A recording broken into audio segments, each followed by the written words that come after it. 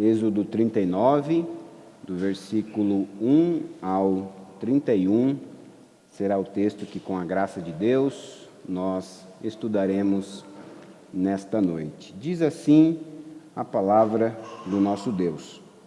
Fizeram também de estofo azul, púrpura e carmesim as vestes finamente tecidas para ministrar no santuário.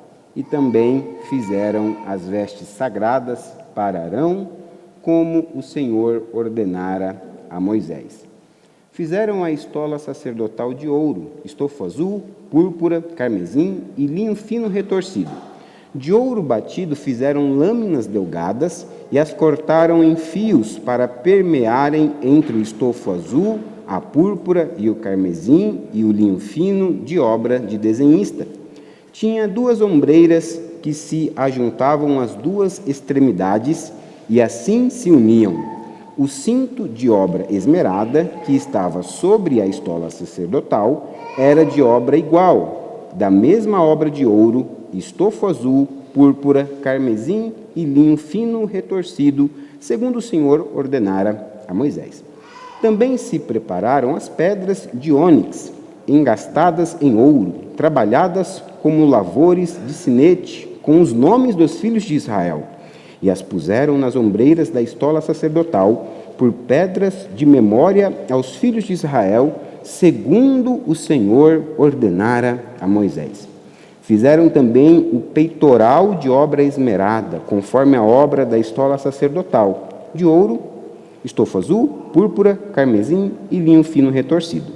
Era quadrado, duplo fizeram o peitoral. De 1 palmo era o seu comprimento e de 1 palmo dobrado a sua largura. Colocaram nele engastes de pedra com 4 ordens de pedra. A ordem de sárdio, topázio e carúnculo era a primeira.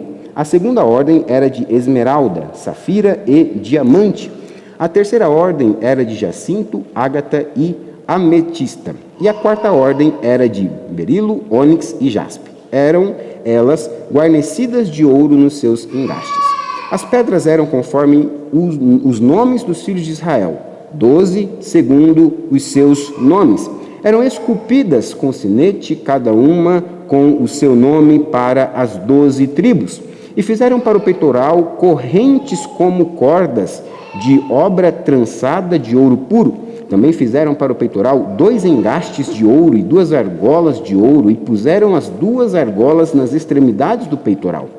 E meteram as 2 correntes trançadas de ouro nas 2 argolas nas extremidades do peitoral. As outras 2 pontas das 2 correntes trançadas meteram nos 2 engastes e as puseram nas ombreiras da estola sacerdotal na frente dele. Fizeram também 2 argolas de ouro e as puseram nas 2 extremidades do peitoral, na sua orla interior oposta à estola sacerdotal. Fizeram também mais 2 argolas de ouro e as puseram nas 2 ombreiras da estola sacerdotal, abaixo, na frente dele, perto da sua juntura, sobre o cinto de obra esmerada da estola sacerdotal. E ligaram o peitoral com as suas argolas, as argolas da estola sacerdotal, por cima com uma fita azul, para que estivesse sobre o cinto de obra esmerada da estola sacerdotal, e nunca o peitoral se separasse da estola sacerdotal, segundo o Senhor ordenara a Moisés. Fizeram também a sobrepeliz da estola sacerdotal, de obra tecida, toda de estofo azul. No meio dela havia uma abertura, era debruada como abertura de uma saia de malha, para que não se rompesse. Em toda a orla da sobrepeliz, fizeram romãs de estofo azul, carmesim e linho retorcido. Fizeram campainhas de ouro puro e as colocaram no meio das romãs em toda a orla da sobrepeliz. Uma campainha e uma romã, outra campainha e outra romã, em toda a orla da sobrepeliz, para se usar ao ministrar, segundo o Senhor ordenara a Moisés. Fizeram também as túnicas de linho fino de obra tecida para Arão e para os seus filhos, e a mitra de linho fino, e as tiaras de linho fino, e os calções de linho fino retorcido, e o cinto de linho fino retorcido, e de estofo azul, e de púrpura, e de carmesim, obra de bordador, segundo o Senhor ordenara a Moisés. Também fizeram de ouro puro a lâmina da coroa sagrada, e nela gravaram a maneira de gravuras de sinete, santidade ao Senhor. E ataram-na com um cordão de estofo azul para prender a lâmina à parte superior da mitra, segundo o Senhor ordenara a Moisés. Amém. Até aqui a leitura da palavra do nosso Deus. Vamos orar? Pai bendito, Deus gracioso, estamos diante da Tua santa e bendita palavra, rogamos a Tua iluminação, rogamos que o Senhor ilumine a nossa mente e o nosso coração para compreender as verdades da Tua palavra e assim viver de acordo com o que o Senhor requer de nós. É a nossa oração, em nome de Jesus. Amém. Você sabia que os papas costumavam utilizar uma tiara? Isso mesmo, uma tiara. A famosa tiara papal ou a coroa papal. Era um ornamento riquíssimo com joias preciosas, pérolas, pratas caríssimas, ouro. Era um ornamento que o Papa recebia quando ele era coroado. Olha aí, a coroação papal. Ele recebia esta coroa juntamente com as vestes papais. E estas vestes papais eram inclusive feitas por uma alfaiataria exclusiva do Papa, e o Papa deveria utilizar, em cada cerimônia havia ali uma veste chamada litúrgica ou uma veste sagrada. E o Papa, via de regra, recebia essas ornamentações na sua coroação. Então, na coroação do Papa, ele ouvia a declaração de que ele era o vicário de Cristo, recebia a coroa papal e as suas vestes, ditas vestes litúrgicas. Veja que desvio absoluto da palavra de Deus. Pergunto a você, meu irmão, quem é o rei da igreja? Quem é o soberano da igreja? Cristo Jesus. Cristo Jesus é o soberano da igreja e não o Papa. A igreja, eu e você, precisamos de um vicário de Cristo? De modo nenhum. Precisamos de Cristo Jesus. Mostrando como que a Igreja Católica Apostólica Romana está, até nisso, completamente longe da palavra de Deus, das Escrituras. Aqui em Êxodo 39, nós temos uma descrição de várias vestes e uma coroa. Mas essas vestes e essa coroa não eram para promover a glória humana, a pompa, o poder, o luxo da igreja do Antigo Testamento. Não era este o propósito. O propósito era demonstrar a santidade do Senhor. Este sempre foi o objetivo do Senhor. Então, tudo que nós temos aqui neste capítulo 39 é para a nossa instrução, visando a santificação do sacerdócio araônico. É o propósito deste texto. Portanto, o nosso tema nesta noite é revestindo-se de santidade. Revestindo-se de santidade. Como então o sacerdócio de Arão se revestia de santidade? Por consequência, como que nós nos revistamos de santidade ou nos revistamos de santidade?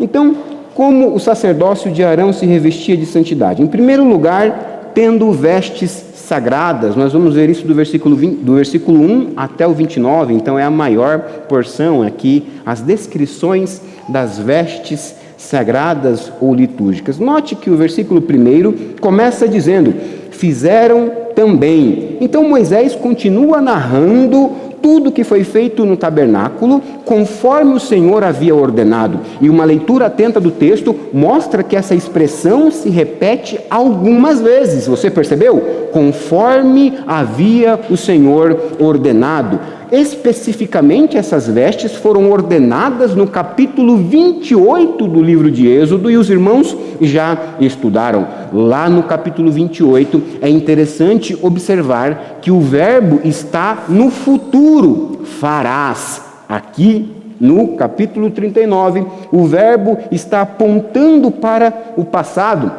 Fizeram tudo conforme o Senhor havia planejado. E quem são esses homens, essas pessoas que fizeram? Os irmãos sabem que são Bezaleel e Aholiabe e os demais artesãos de Israel, homens capacitados, escolhidos por Deus para confeccionar todo o trabalho necessário, tudo que era necessário para o tabernáculo. E diz a Escritura que eles fizeram de estofo azul, ainda no versículo 1, de púrpura e carmesim.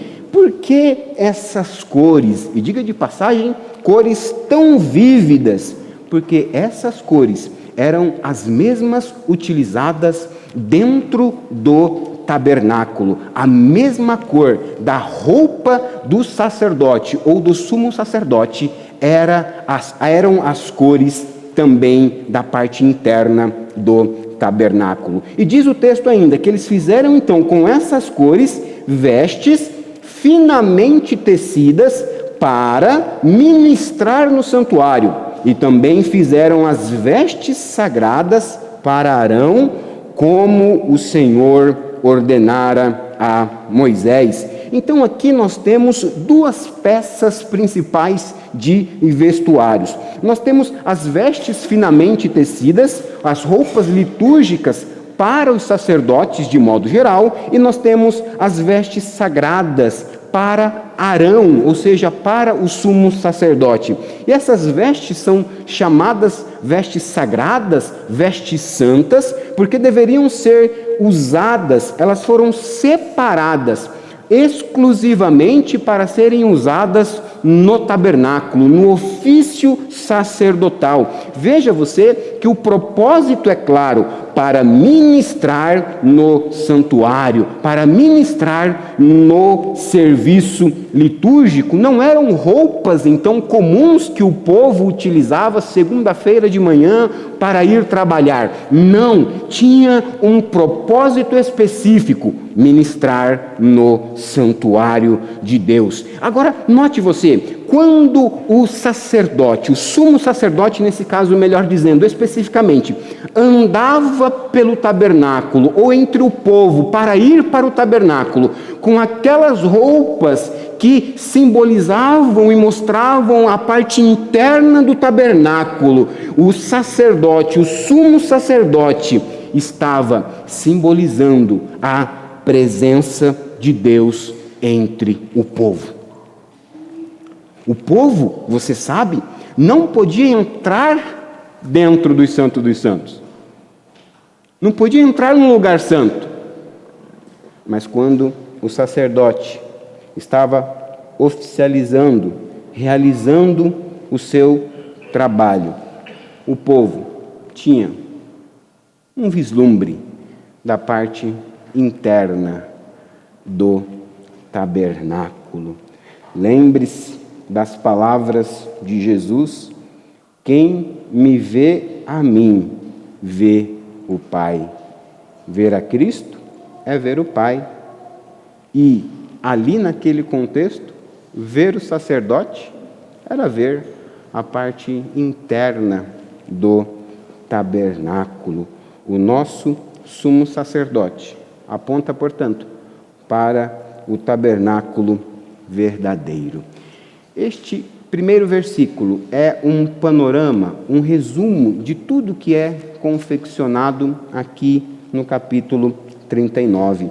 E o texto menciona 4 itens principais que deveriam ser confeccionados e, portanto, deveriam ser colocados no guarda-roupa de Arão. E nós vamos passar por esses 4 itens, essas 4 vestimentas. Do versículo 2 ao versículo 7, é mencionada a primeira veste sagrada, a primeira veste santa, que é a estola sacerdotal.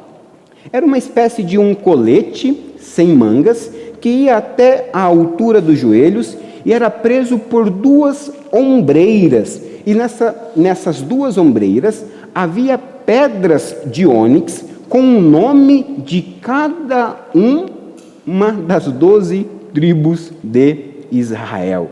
O ponto aqui é que quando o sumo sacerdote andava no seu trabalho, no seu ofício, ele simbolizava que levava o povo de Deus nos seus ombros.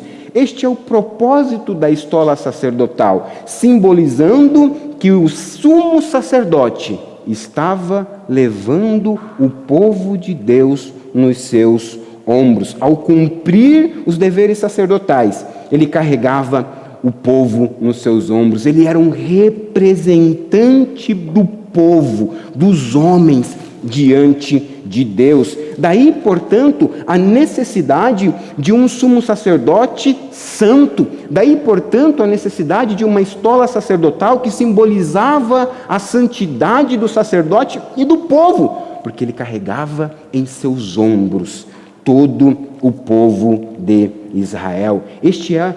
Esta é a primeira veste. A segunda veste sagrada, santa, litúrgica, é mencionada do versículo 8 ao versículo 21. Veja o versículo 8 no seu início. Fizeram também o peitoral de obra esmerada. Era uma peça quadrada, esse peitoral, pequena, que ia de fato no peito do sacerdote, tamanho de 1 palmo, e nesse peitoral ele também era decorado com 12 pedras preciosas e semi-preciosas, cada uma gravada também o nome das 12 tribos de Israel. Enquanto a estola sacerdotal mostrava que o sumo sacerdote carregava os fardos do povo nos ombros, o peitoral mostrava que o sumo sacerdote carregava o povo no peito, no coração. Por isso, então, a necessidade do peitoral. Do versículo 22 ao versículo 26, é mencionada a realização artesanal da terceira veste sagrada. E diz então o versículo 22, também que fizeram a sobrepeliz da estola sacerdotal, de obra tecida, toda de estofo azul. Essa sobrepeliz era longa e sem costuras, com uma cobertura na cabeça. E é interessante notar que ela não deveria ser costurada, simbolizando a integridade e a pureza do sacerdote. A cor azul provavelmente apontasse para a realeza, que era também uma característica do sumo sacerdote. Essa sobrepeliz tinha alguns enfeites, como sinos e romãs, na borda dessa vestimenta, que ia até a altura do calcanhar, mais ou menos. Então, nessa altura, era intercalada com os sinos e com as romãs. Então, essa sobrepeliz, ela apontava para a integridade do sumo sacerdote que utilizava essa vestimenta. Então, nós vimos essas 3 vestimentas, cada uma apontando e simbolizando algum aspecto do sumo sacerdote. Do versículo 27 ao versículo 29, é mencionada a confecção da 4ª veste sagrada. Diz o texto, fizeram também as túnicas de linho, no versículo 27, fino, de obra tecida, para Arão e para os seus filhos. Então veja que aqui, nessas túnicas de linho fino, são mencionados os filhos de Arão. Portanto, essas roupas aqui especificamente são para os outros sacerdotes de modo geral. As 3 anteriores eram especificamente para o sumo sacerdote,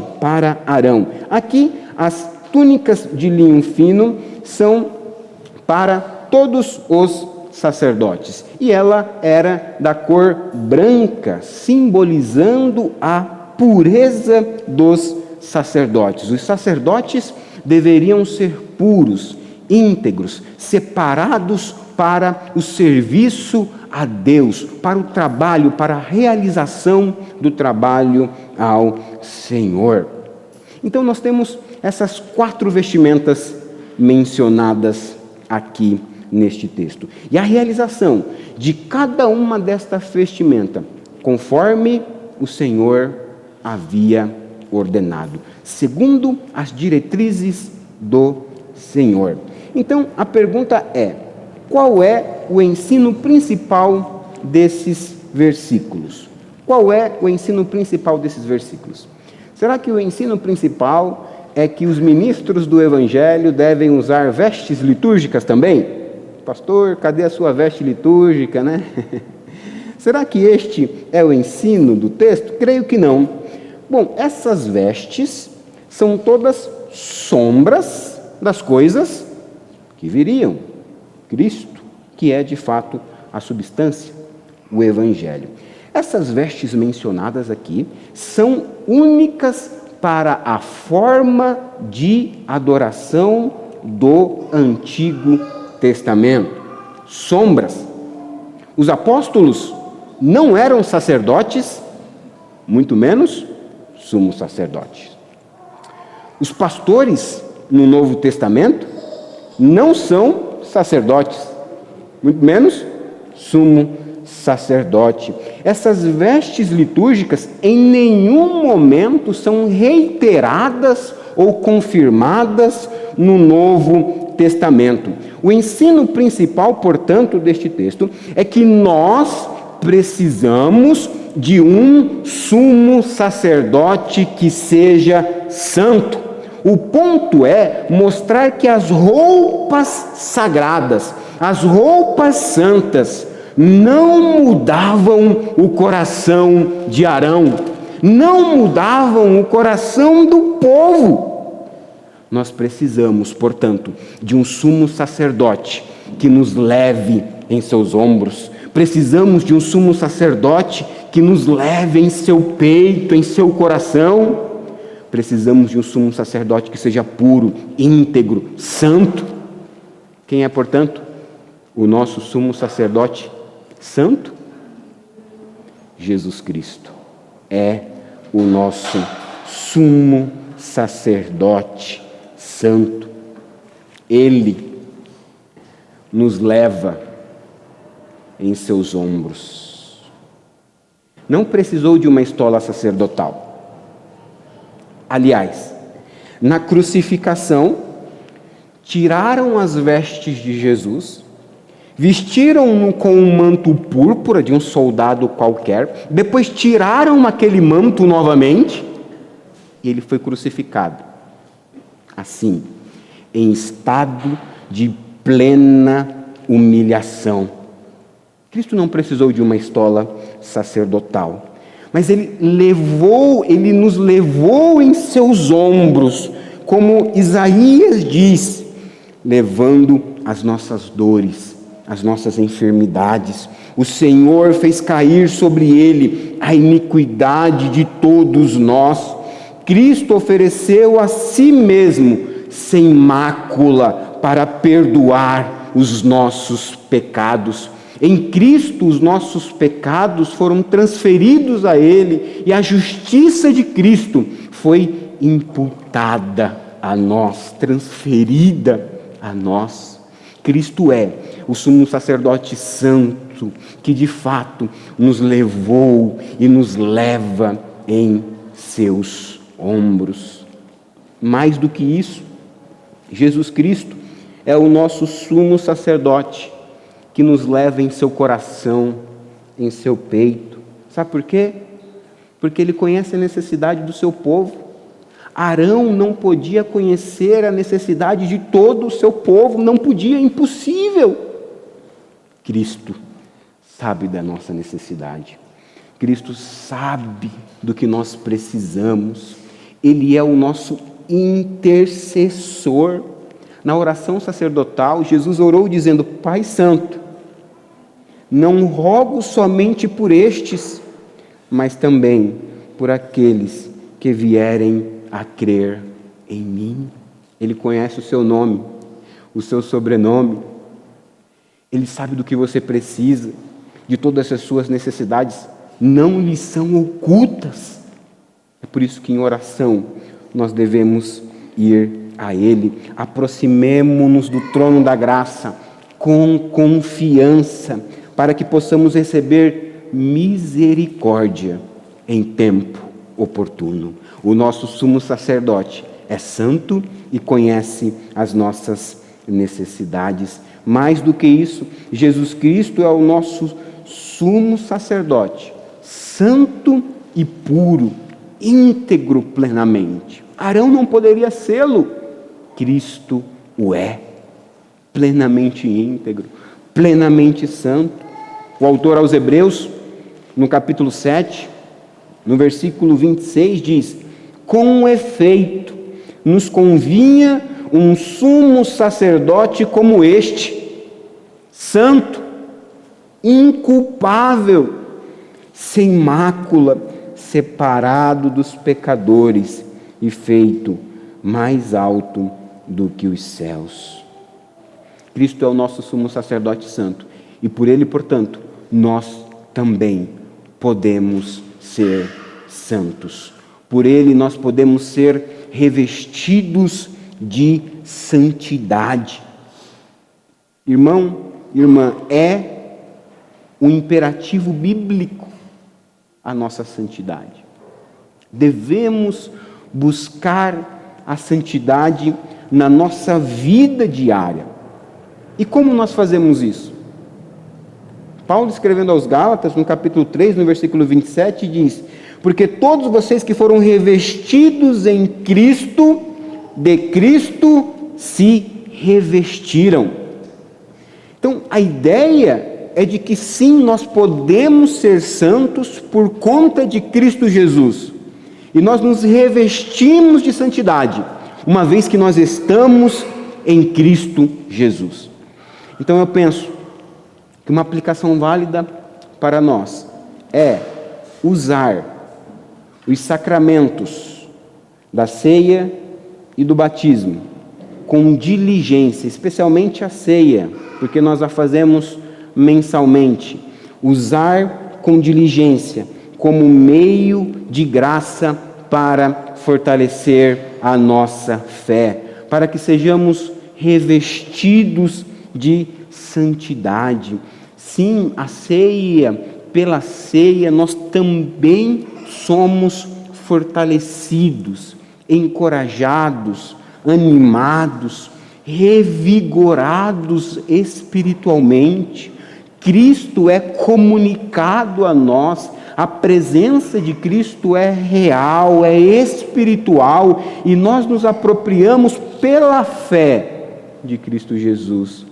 E assim, alimentados nele, podemos viver uma vida santa, uma vida que agrada a Deus. Vos revistais do novo homem, criado segundo Deus. Nosso revestimento em santidade vem à medida em que nós caminhamos com Deus em nossa vida de devoção diária.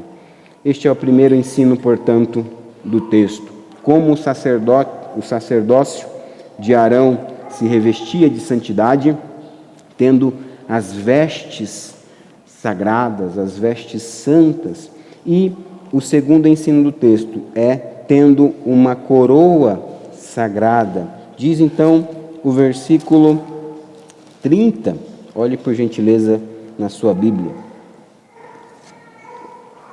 Versículo 30. Também fizeram de ouro puro a lâmina da coroa sagrada, e nela gravaram a maneira de gravuras de sinete, santidade ao Senhor. Então, algumas vezes neste texto aparece a expressão sagrada e santo ou santidade, dando justamente essa ênfase, essa tônica da santidade do Senhor. E agora está escrito que o povo ou aqueles homens fizeram de ouro puro a lâmina da coroa sagrada. Essa lâmina era uma pequena placa que foi afixada nesta coroa. Era uma coroa pequena, quase um diadema, usado nas festas de debutantes. Algumas noivas utilizam em casamento um pequeno diadema. E neste pequeno diadema havia uma pequena placa, e diz o texto que nesta placa gravaram como se grava um selo: santidade ao Senhor, santo ao Senhor, consagrado ao Senhor, separado ao Senhor. E quem poderia utilizar essa coroa? Qualquer um do povo poderia entrar e pegá-la? De modo nenhum. Era uma coroa apenas para Arão, o sumo sacerdote. Então veja que a beleza aqui é a santidade de Deus, a santidade de Arão e a santidade da oferta que era levada, consagrada, separada a Deus. O conceito de santidade nas Escrituras envolve, você sabe, ser separado para Deus, ser consagrado para Deus, mas significa também ser puro, ter uma mente pura, ter um coração puro. Então, toda aquela veste e aquela coroa, aquele pequeno diadema, tinha este propósito: santidade ao Senhor, consagrado ao Senhor. E meus irmãos, o nosso sumo sacerdote também usou uma coroa. Mas não foi uma coroa de ouro puro.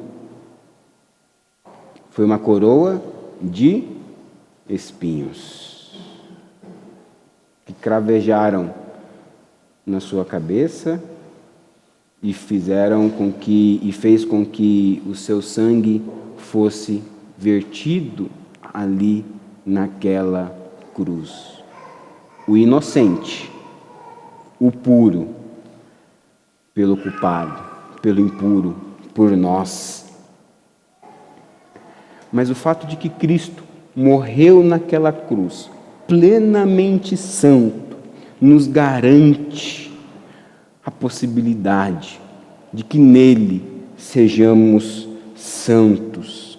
Santidade ao Senhor. Sede santos, porque eu, o Senhor, sou santo.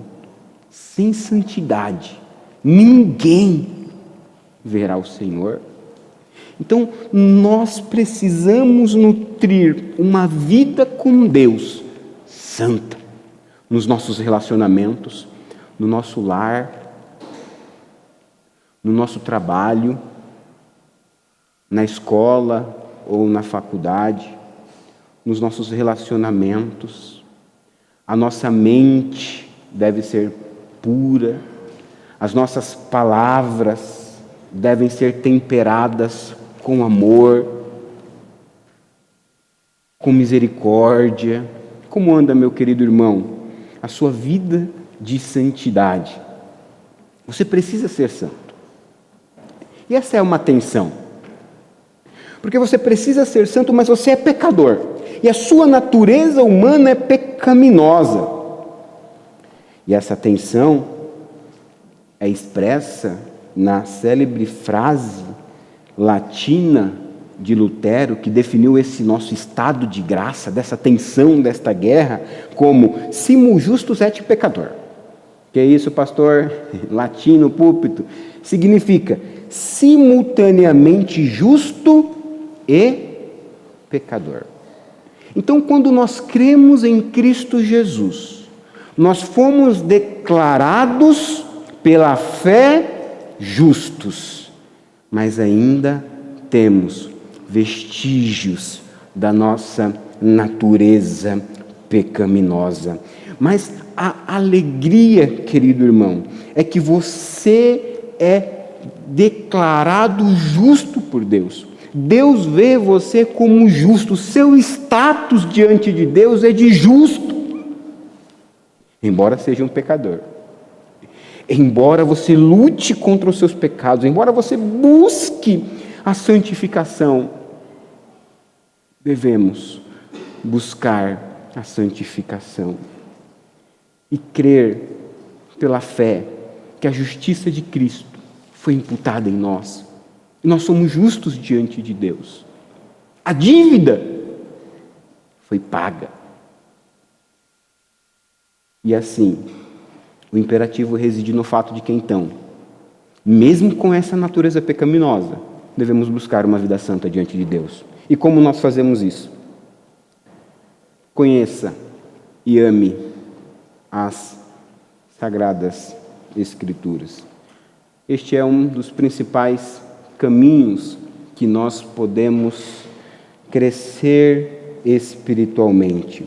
Cristo orou: santifica-os na verdade. A tua palavra é a verdade. A nossa santificação vem pelo Santo Espírito, que utiliza a palavra de Deus para trabalhar em nosso coração. Meu irmão, se você só abre a sua Bíblia no domingo pela manhã, no domingo à noite, você não está progredindo em sua vida de santificação. As Escrituras precisam ser o seu deleite, dia após dia, manhã após manhã. Memorize as Escrituras, examine as Escrituras, ame, medite nas Escrituras. Deus usa na nossa provação, no nosso sofrimento, na nossa tentação, as Escrituras para nos consolar, animar, corrigir. Separe um tempo diariamente para estudar as Escrituras. Separe um tempo diariamente para ter uma devoção diante de Deus. E assim você vai progredir na sua vida de santificação. E também, querido irmão, ore e trabalhe em dependência de Deus para a santidade. Ore como Davi: cria em mim, ó Deus, um coração puro, um coração santo. Enquanto você ora, trabalhe. Oração e trabalho são essenciais. Olhe para o seu coração, sonde o seu coração, veja os ídolos que estão no seu coração, ore por força, peça para que Deus livre você, para que Deus liberte você, para que Deus transforme você, para que Deus, com o Espírito Santo que habita em você, lhe dá um novo significado. Exercite diariamente o arrependimento diante de Deus, como fez a oração daquele nosso irmão que cremos no passado: ser propício a mim, pecador. Somos pecadores que cremos que Deus nos alcançou em Cristo Jesus e devemos viver uma vida de maturidade cristã, de santidade cristã. Portanto, estas vestes e esta coroa mostram que o sacerdócio de Arão deveria ser santo e que o sumo sacerdote, escolhido por Deus, deveria ser santo. E nós temos um sumo sacerdote que é santo. Nele nós podemos ser santos. Nele nós devemos, irmãos, progredir na nossa vida de santificação. Que Deus nos abençoe e nos fortaleça. Amém.